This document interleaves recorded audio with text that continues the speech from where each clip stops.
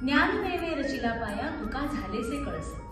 संत ज्ञानेश्वरांनी पंढरपूरच्या वारीचा हा पाया रचला आणि संत तुकाराम महाराजांनी ही वारी अखंडपणे अविरतपणे चालू ठेवली आणि आज तागायतही ती चालू आहे।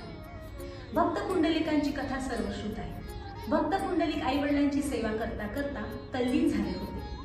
त्याच वेळेला साक्षात पांडुरंग त्यांना दर्शन देण्यासाठी प्रकट झाले। पांडुरंगाने त्याला हाक मारली, पुंडलिका मी तुझ्या भेटीसाठी आलो आहे। परंतु भक्त पुंडलिक एवढे तल्लीन झाले होते की त्यांनी जवळ असलेली वीट भिरकावून त्या दिशेने टाकली आणि सांगितलं की मी आता माझ्या आई वडिलांच्या सेवेमध्ये तल्लीन आहे, तर तू या विटेवर उभे राहा।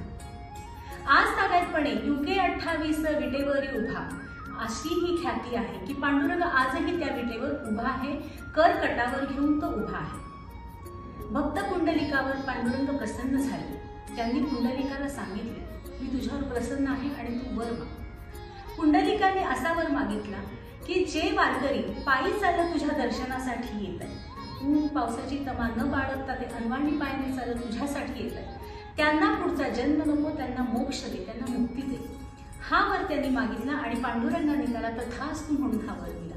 म्हणून आज अशी आख्यायिका आहे की जे वारकरी पायी वारी करतायत, अनवाणी पायाने पंढरपूरला जात आहेत, ही वारी करतायत, त्यांना पुढच्या जन्मी हा मोक्ष प्राप्त होणार, मुक्ती प्राप्त होणार, हीच पांडुरंगाने दिलेली त्यांना इच्छा आहे, एक आशीर्वाद आहे।